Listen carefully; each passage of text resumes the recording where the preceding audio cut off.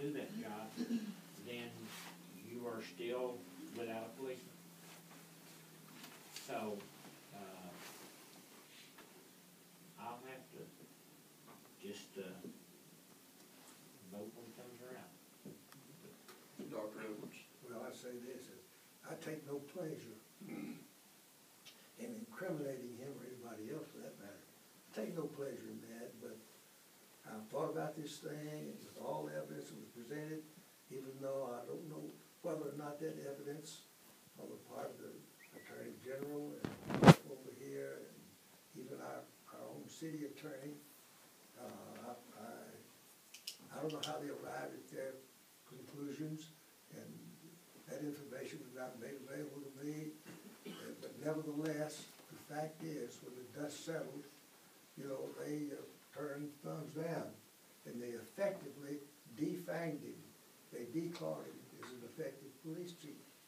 And like it's been implied by others, I'm interested in the welfare and the best interests of the city. That's my job. And after I puzzled over it for a good while, I decided, well, I've got to do what's best for the city. And right now, under the present circumstances, it's been implied already by others,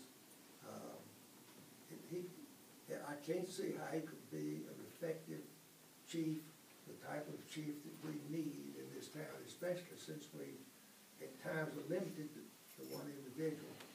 That one individual, the chief, has got to be able to function as an effective policeman, an effective chief.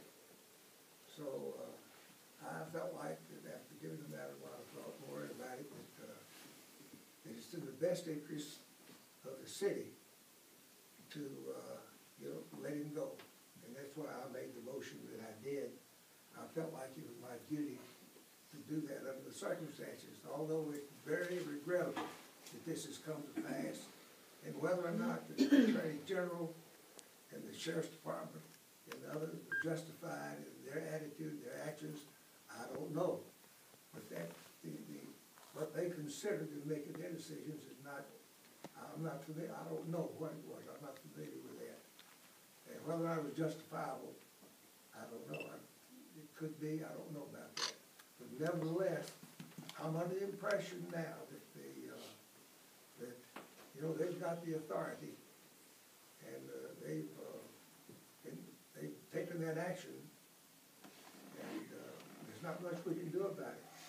As far as what's right and what's really wrong, as far as root cause is concerned. But in the best interest of the town, I felt like that we'd be obliged to let him go, because we hired him and had him here as a police chief. And if he can't do the job, then we don't need him.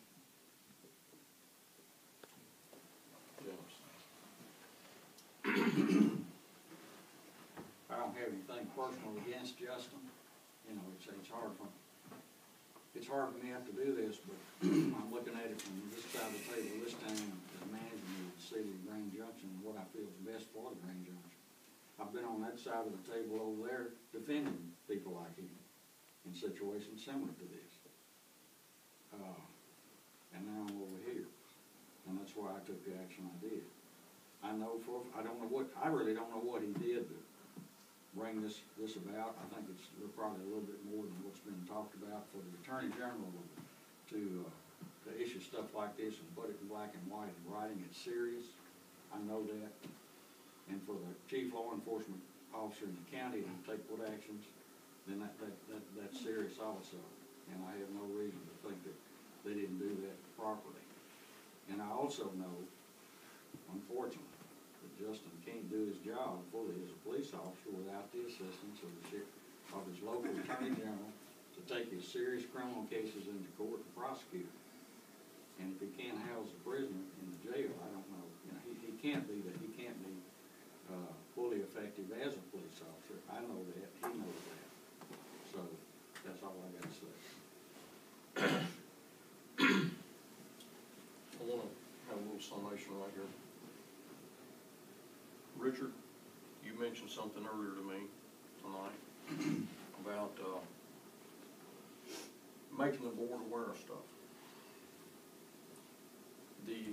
correspondence that I have received in regards to this main question about Justin, I shared with y'all when I received it. What has brought this about, I do not know. Lieutenant Powers and I have discussed it between the two of us. I do not know. I'm not sure that he even knows. But the correspondence from the AG to the judge to us, I did share with y'all when I got it. And I know this is going to be a tough decision for all of us. Because like I say, 3 years ago was a hard decision. A year ago was a hard decision. Tonight's going to be a hard decision. And that's all I'm going to say. Roll call, please. Holder, Yes. Edwards, Yes. Vineyard, Yes. Bell. Yes. Hunt, Yes. Key, No. And Yes. you need a reason for termination. What is the reason?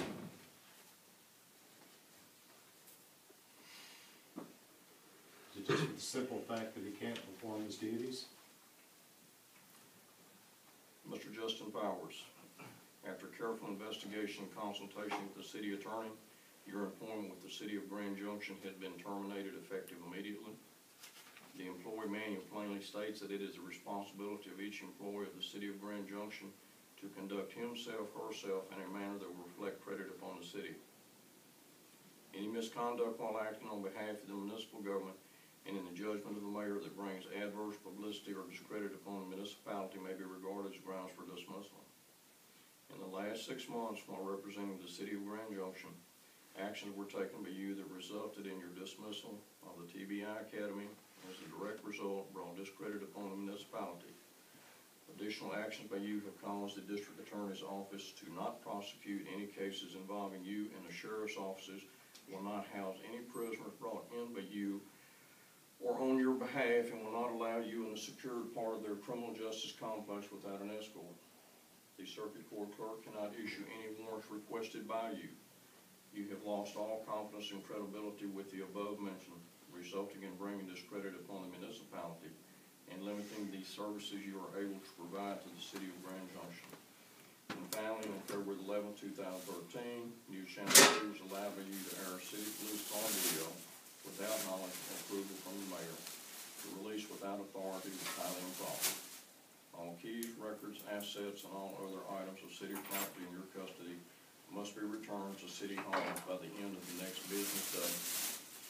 And Justin, that would be next Tuesday by 4 o'clock. Okay.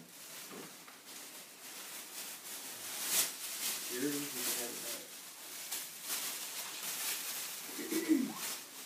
I have a letter here that relieves me of all property from Grand Junction. Needs to be witnessed by one Richard Key. The lieutenant's badge I purchased myself, along with the sergeant's badge, chief badge, was purchased by Mr. Pat Ryan, which was returned to him. The city badges and equipment are all upstairs. All files and everything's logged on the computer. The password of the computer is 2013, so David, if you have to get access to it. Including cellular phone with charges, 2 sets of uniforms, 2 lieutenant collar pins, sergeant's badge, which is upstairs, lieutenant's badge I purchased myself, chief's badge is purchased by Pat Ryan. And all inventories in the patrol car are there, all personnel. The only thing that belongs to me, I already got everything out, the only thing that belongs to me is the external air conditioner, which will be returned to me. The keys and everything and the radios and taser are on my desk. Here's the keys that belong to the police department and the city and all vehicles. And so that way, I want all this signed off, and I request a copy of my entire personnel record before I leave here. My in-service check and all vacation accumulated check. I want to receive all those before I leave here tonight. Here's a copy for you to sign, me to sign, and Mr. Richard Key to sign. Okay. Could we have somebody else also sign that? Yes, the vice mayor will also sign it. And I want it all signed. That way, it relieves me of all liability from the city. Yes. Meeting adjourned.